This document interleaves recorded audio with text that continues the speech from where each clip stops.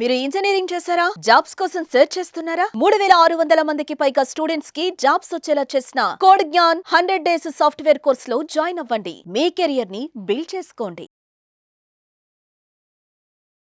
Welcome to Suman TV. నేను మీ Suman TV Nag. లీగల్గా కనుక మనం చూసుకుంటే భార్య ఆస్తిపై భర్తకు హక్కు ఉంటుందా, ఒకవేళ ఉంటే ఏ రకంగా ఉంటుంది అనేది ఈరోజు మనతో పాటు హైకోర్టు అడ్వకేట్ అలగరి రవీంద్రనాథ్ గారు ఉన్నారు. అది వారి మాట్లాడండి తెలుసుకుందాం. Hello sir. హాయ్ నాగరాజ్ గారు. మనం కొన్ని నెలల్లో చూస్తూ ఉంటాం, కొంతమంది దౌర్జన్యంగా ఆ ఆస్తి నా పేరు రాయించు అని చెప్పేసి అడిగేటువంటి వాళ్ళు ఉంటారు. కొంతమంది ఏమో లీగల్ గానే కొన్ని రైట్స్ ఉంటాయి కదా, సో దాని ప్రకారం ఇస్తే బాగుంటుంది అనుకున్నటువంటి వాళ్ళు కూడా ఉంటారు. అవునండి. భార్య ఆస్తిపై భర్తకి ఏ సమయంలో ఏ సందర్భంలో హక్కు ఉంటుంది, జనరల్ గా హక్కు ఉండే అవకాశం ఉంటుందా లేదా? వెరీ ఇంట్రెస్టింగ్ క్వశ్చన్ నాగరాజ్ గారు. కొన్ని సందర్భాల్లో కొన్ని ప్రత్యేక పరిస్థితుల్లో భార్య యొక్క ప్రాపర్టీ పైన కూడా భర్తకు కొన్ని సందర్భాల్లో హక్కులు కూడా ఉంటాయి. ఎలా, అది ఏ సందర్భాల్లో ఉంటాయి అనేది ఈ వీడియో చివరి దాకా చూస్తే నేను మీకు చెప్పే ప్రయత్నం చేస్తాను సార్. ముఖ్యంగా భార్య యొక్క ప్రాపర్టీస్ అంటే ఏమిటి, భార్యకి ఏ రకాలుగా ప్రాపర్టీని వచ్చే అవకాశం ఉంటే మనం తెలుసుకుంటే మిగిలిన విషయాలకు మనం వెళ్ళే ప్రయత్నం చేద్దాం. ఇక్కడ భార్య భర్తల మధ్యలో భర్తకు ఏ రకాలుగా వస్తుందో అందరూ తెలిసిన విషయమే. తన సెల్ఫ్ ఎక్వైర్డ్ ప్రాపర్టీ లేకపోతే తన యాన్సెస్ట్రల్ ప్రాపర్టీ తన వారసత్వంగా వచ్చేది భర్తకు వస్తుంది. కానీ భార్యకి భర్తకు 2 రకాలుగా వస్తే భార్యకు మాత్రం 4 రకాలుగా ప్రాపర్టీ వస్తుంది. అవునండి. ఎలా అంటే, ఒకటి ఫస్ట్ భార్య యొక్క పుట్టింటి వారు, అంటే తన యొక్క తల్లి, అమ్మమ్మ, లేకపోతే నాన్నమ్మ, లేకపోతే అది వాళ్ళ యొక్క పిన్నమ్మ, చిన్నాళ్ళు, మామయ్యలు, మేనమామలు, వీళ్ళ తరపు నుంచి కూడా పుట్టింటి వారి ఆస్తి అని చెప్పి ఒక రకంగా వచ్చే అవకాశం ఉంటుంది. నెంబర్ 2 ఏంటంటే తన సెల్ఫ్ ఎక్వైర్డ్ ప్రాపర్టీ, తను ఏ రకాలుగా తన జాబ్ చేసో లేకపోతే బిజినెస్ చేసో ఆ రకంగా సంపాదించుకున్నటువంటి ఒక ప్రాపర్టీని కూడా సెల్ఫ్ ఎక్వైర్డ్ ప్రాపర్టీ. మూడవది ఆమెకు వచ్చినటువంటి స్త్రీధనం అంటారు. పెళ్లి సందర్భాల్లో ఆ యొక్క మేనమామ కానీ లేకపోతే బంధువులు కానీ స్నేహితులు కానీ పెట్టినటువంటి ఆ చదివింపులు కావచ్చు, లేకపోతే కొన్ని చోట్ల కాస్త పెద్ద కుటుంబాలు ఏం చేస్తారంటే ప్రాపర్టీని కూడా రాసిస్తారు. సో 3 రకంగా ఆమెకు ఆ రకంగా వచ్చే అవకాశం ఉంటుంది. 4వది ఏంటంటే భర్త తరపు బంధువుల నుంచి వచ్చినటువంటి యాన్సెస్ట్రల్ ప్రాపర్టీ. ఇది 4 రకాలుగా ఆమెకి వచ్చే అవకాశం ఉంటుంది. ఇప్పుడు మీరు వేసినటువంటి క్వశ్చన్లో 2 రకాలుగా ఉంటుంది. ఇప్పుడు భార్య యొక్క ఆస్తి భర్తకి చెందుతుందా లేదా అన్నది. ఇప్పుడు నేను 4 రకాలుగా చెప్పాను. ఈ 4 రకాలుగా వచ్చిన ఏదైతే ఈ ప్రాపర్టీ ఉందో ఇది భర్తకి చెందుతుందా అంటే, ఇక్కడ క్వశ్చన్ ఇంపార్టెంట్. పెళ్లికి ముందు పెళ్లి తర్వాత, అమ్మాయికి పెళ్లికి ముందు తన సెల్ఫ్ ఎక్వైర్డ్ ప్రాపర్టీ ఉందనుకోండి, అంటే తన పేరు మీదుగా ఒక ప్రాపర్టీ కానీ లేకపోతే ఒక అపార్ట్మెంట్, ఒక ఇల్లు, ఒక స్థలం కానీ, ఒక ఎకరాల పొలం కానీ ఏదైనా ఉన్నట్లయితే పెళ్లికి ముందే ఆ యొక్క ప్రాపర్టీ తన పేరు మీద రిజిస్ట్రేషన్ అయి ఉంటే, పెళ్లి తర్వాత వారి వైవాహిక జీవితాన్ని ఎంత లీగలైజ్ అయినప్పటికీ కూడా ఆ ప్రాపర్టీ మీద హక్కులు భర్తకు సంక్రమించే అవకాశం చాలా తక్కువ. ఇది నెంబర్ 1 పాయింట్. నెంబర్ 2, పెళ్లి అయిన తర్వాత భార్యాభర్తలకు పెళ్లి అవుతుంది, ఒక వైవాహిక జీవితంలో వస్తారు. పెళ్లి తర్వాత 2 రకాలుగా సంపాదించుకోవచ్చు. ఒకటి, తను సెల్ఫ్ ఎక్వైర్డ్ ప్రాపర్టీ తను సంపాదించి వ్యాపారమో బిజినెస్ లేకపోతే తను ఒక ఉద్యోగం చేసినా సంపాదించుకోవడం ఉంది ఒక పార్ట్. నెంబర్ 2, భర్త జాబ్ చేసి భార్యాభర్తల మధ్య అన్యోన్యత నిదర్శనంగా చాలా సందర్భాలు ఏం చేస్తారంటే, ఏదైతే భర్త కూడా ఆ ప్రాపర్టీని భార్య పేరు మీద రిజిస్ట్రేషన్ చేసే సందర్భాలు ఉంటాయి. చాలా సందర్భాలు జరిగేది. అటువంటి సందర్భాల్లో భార్య పేరు మీదుగా రాసినటువంటి ఏదైతే ప్రాపర్టీ ఉందో అది పూర్తిగా భార్యకు మాత్రమే చెందుతుంది తప్ప, అందులో ఇతను కూడా నేను సంపాదించాను, నేను ప్రాపర్టీ కూడా నా ఇన్కమ్ కూడా ఉందని చెప్పినప్పటికి కూడా అది చెల్లుబాటు కాదు. భర్తకి ఈ విషయంలో ఎటువంటి హక్కులు కూడా ఉండే అవకాశం లేదు. ఇప్పుడు ఎవరి పేరు మీద రిజిస్ట్రేషన్ అవుతుందో దాని మీద పూర్తి హక్కులు భార్యకు మాత్రమే చెందే తప్ప భర్తకి చెందే అవకాశం ఎట్టి పరిస్థితుల్లో కూడా లేదు. ఇది నెంబర్ 2. ఇక కొన్ని ప్రత్యేక పరిస్థితుల్లో డివోర్స్లు వస్తాయి. అప్పుడు ఈ క్వశ్చన్ రైజ్ అవుతుంది, ఈ యొక్క భార్య యొక్క ప్రాపర్టీ భర్తకి చెందుతుందా చెందదని. డివోర్స్ సందర్భాల్లో ఇప్పుడు నేను చెప్పినటువంటి 4 విధాలుగా ఏదైతే ప్రాపర్టీ భార్యకి సంక్రమించిందో ఆ ప్రాపర్టీ మాత్రం భర్త దాని మీద క్లెయిమ్ చేసుకునే అవకాశం లేదు, అంటే ఛాలెంజ్ చేసే అవకాశం లేదు. అంటే భార్య పేరు మీదుగా ఉన్నటువంటి ప్రాపర్టీని ఇది నాకు కావాలి అని చెప్పే అవకాశం మాత్రం ఎట్టి పరిస్థితుల్లో భర్తకు మాత్రం ఎట్టి పరిస్థితుల్లో కూడా లేదు. కేవలం మిగిలిన విషయాల్లో ఉంటుంది. ఇక్కడ మరొక పాయింట్ వస్తుంది. అంటే విడాకుల సందర్భంలో మరొక కొత్త ప్రయోజనం ఉందంటే, భార్యాభర్తల మధ్య కలిసి ఉన్నటువంటి ఒక ఇల్లు ఉంటుంది. ఏదైనా కొన్ని సందర్భాల్లో భార్య వేధింపులు తట్టుకోలేక, జాగ్రత్తగా వినండి, భార్య యొక్క వేధింపులు తట్టుకోలేక భర్తని ఇంటి నుంచి గెంటి వేసే అధికారం భార్యకి ఎట్టి పరిస్థితుల్లో లేదు. ఇది గుర్తుపెట్టుకోవాలి. అంటే దాన్ని వైవాహిక గృహం అంటారు, మ్యాట్రిమోనియల్ హోమ్ అంటారు దాన్ని. మ్యాట్రిమోనియల్ హోమ్ నుంచి భర్తని మెడపెట్టి గెంటేసిన సందర్భాల్లో మాత్రం భర్త ఖచ్చితంగా లీగల్ చట్టపరంగా ఏదైనా కోర్టుకు కానీ ఆశ్రయించినట్లయితే లీగల్గా ఆయనకు పూర్తి రైట్ ఉంటుంది. అది ఆయన పేరు మీదుగా లేని హౌస్ అయినప్పటికి కూడా అంటే భర్త పేరు మీదుగా హౌస్ లేనప్పటికి కూడా ఏదైనా సందర్భాల్లో అనేక రకాల కారణాలు రీత్యా ఆ భర్తని తన ఇంటి నుంచి బయటకు గెంటి వేసే అధికారం మాత్రం భార్యకి లేదు. ఆ ఇంట్లో ఎట్టి పరిస్థితుల్లో అయినా సరే భర్తకు కూడా సమాన హక్కు ఉంటుంది, భర్త పేరు మీదుగా ప్రాపర్టీ నేమ్ లేకపోయినప్పటికి కూడా. ఇది ఫస్ట్ పాయింట్. నెంబర్ 2, వీళ్ళిద్దరు కలిసి ఒక ప్రాపర్టీని గెయిన్ చేసుకుంటారు, అంటే జాయింట్ ప్రాపర్టీ అంటారు. నేను ఈ సందర్భానికి ఒక సైటేషన్ కూడా మీకు చెప్పే ప్రయత్నం చేస్తాను నాగరాజు గారు. అంటే మ్యాట్రిమోనియల్ హౌస్ అని చెప్పాను కాబట్టి ఈ మ్యాట్రిమోనియల్ హౌస్ సంబంధించి ఎస్ఆర్ బాత్రా వర్సెస్ తరుణ్ బాత్రా 2009లో సుప్రీంకోర్టు ఒక తీర్పు ఇచ్చింది. అంటే భార్య సంపాదించుకున్నటువంటి ప్రాపర్టీలో ఇందులో పెళ్లి చేసుకుని కలిసి ఉన్నప్పటికీ కూడా ఇతరత్రా కారణాలు ఇచ్చే భర్తను బయటకు వెళ్లే సందర్భంలో ఆ ఇంట్లో ఉండే హక్కు భర్తకు లేదు అని చెప్పి 2009లో ఈ ఎస్ఆర్ బాత్రా కేసులో మాత్రం సుప్రీంకోర్టు ఇవ్వడం జరిగింది. తర్వాత 2014లో మరొక జడ్జిమెంట్ సుప్రీంకోర్టు చారిత్రాత్మక తీర్పు నేను చెప్పగలుగుతాను, ఎందుకంటే ఆ కేసు నవనీత్ అరోరా వర్సెస్ సురేంద్ర కౌర్. ఈ కేసుకు సంబంధించి సుప్రీంకోర్టు కీలకమైన తీర్పు ఇచ్చారు. ఇప్పుడు నేను చెప్పిన విషయం అందులో వచ్చింది. 2014లో రీసెంట్గా వచ్చిన తీర్పు ఏంటంటే భార్య యొక్క పేరు మీద ఉన్న, భార్య సెల్ఫ్ ఎక్వైర్డ్ ప్రాపర్టీ అయినా, భార్య యాన్సెస్ట్రల్ ప్రాపర్టీ అయినా, ఏ రూపంగా అయినా భార్య పేరు మీదుగా ఉన్నటువంటి ప్రాపర్టీలో భర్త ఏదైతే మ్యాట్రిమోనియల్ హోమ్ అని చెప్తున్నామో ఆ మ్యాట్రిమోనియల్ హోమ్లో ఖచ్చితంగా భర్త ఉండాల్సిన హక్కు ఉంది, భర్తకు కూడా హక్కు ఉంది. ఆ ఇంటి నుంచి బయటికి తరిమేసే హక్కు భార్యకి లేదు అని చెప్తూ సుప్రీంకోర్టు 2014లో ఒక తీర్పు ఇవ్వడం జరిగింది. ఇక నెంబర్ 2 వెరీ ఇంపార్టెంట్. నేను స్టార్టింగ్లో చెప్పినట్టుగా మెయింటెనెన్స్ అంటాం మనం.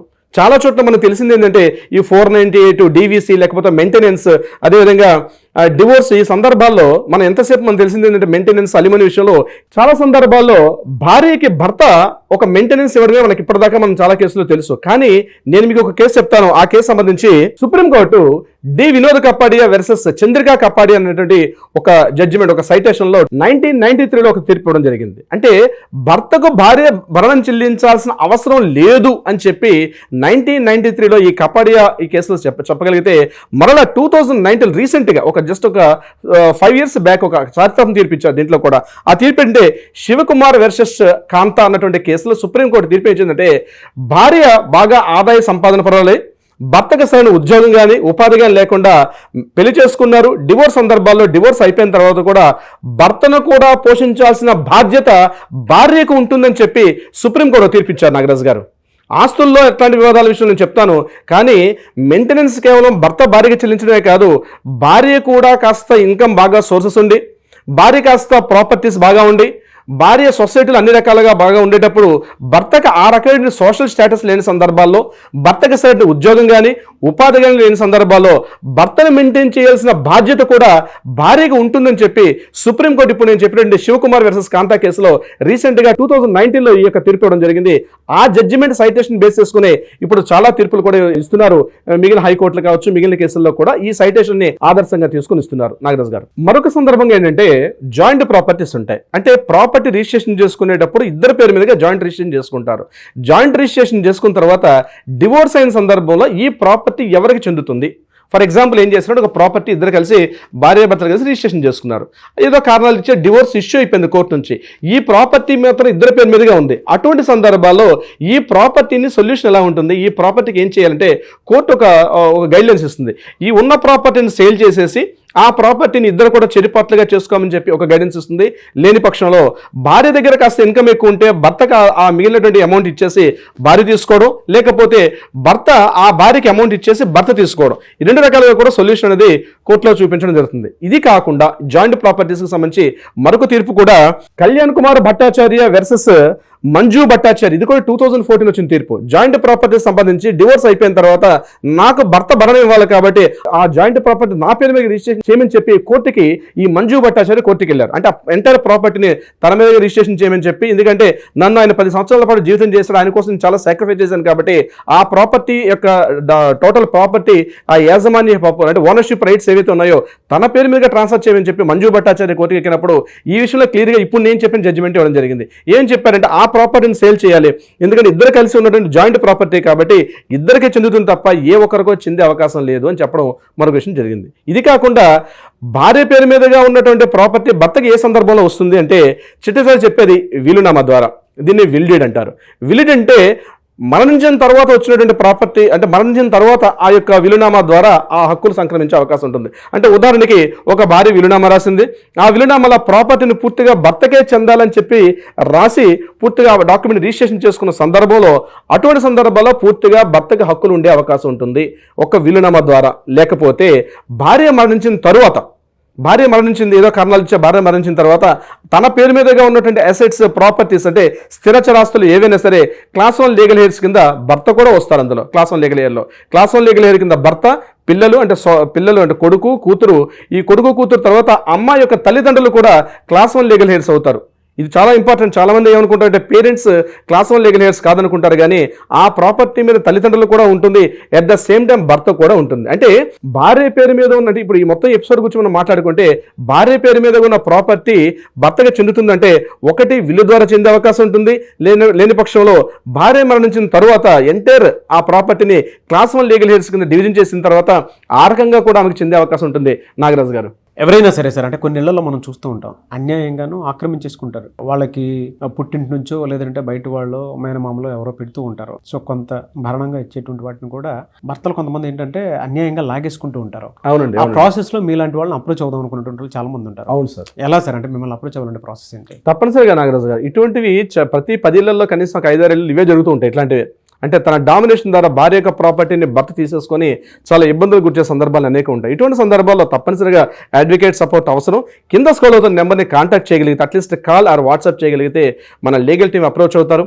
వాళ్ళకి కావాల్సిన సలహా సంప్రదింపులతో పాటు న్యాయపరంగా ఏదైనా పరిష్కారం చూపించాలంటే కూడా తప్పనిసరిగా చూపుతారు నాగరాజు గారు. దీనికి prior appointment is very most important, అది గుర్తుపెట్టుకోవాలి Nagaraju garu. Anyways thank you అండి, thank you so much Alagiri Ravindranath garu. Thank you so much Nagaraju garu. చూసారు కదా ఈ వీడియోపై మీ అభిప్రాయాన్ని కమెంట్ బాక్స్ లో పోస్ట్ చేయండి. ముఖ్యంగా మీరు కనుక హైకోర్టు అడ్వకేట్ అలగిరి రవీంద్రనాథ్ గారిని కాంటాక్ట్ అవ్వాలి అని అంటే, మీకు ఏ సమస్య ఉన్నా సరే, మిమ్మల్ని ఎవరిని బెదిరిస్తున్నారా, అకారణంగా మిమ్మల్ని అరెస్ట్ చేశారా, మీ మీద ఎఫ్ఐఆర్ బుక్ అయిందా, తెలియకుండానే మీ ఆస్తిని ఎవరైనా లాగేసుకుంటున్నారా, లేదంటే మీ భూమి కబ్జా అయిందా, లేదు మీరు ఒక ప్రాపర్టీ కొనాలనుకుంటున్నారు, లేదు ఒక్కొక్క మ్యారిటల్ అగ్రిమెంట్ పెట్టుకోవాలి అనుకుంటున్నారు లివింగ్లో ఉన్నప్పుడు, లేదు అని అంటే కొంతమంది రిలేషన్షిప్కి సంబంధించి ఇరువురు కుటుంబాలు అసోసియేషన్ బాండ్ అని ఒకటి పెట్టుకుంటూ ఉంటారు.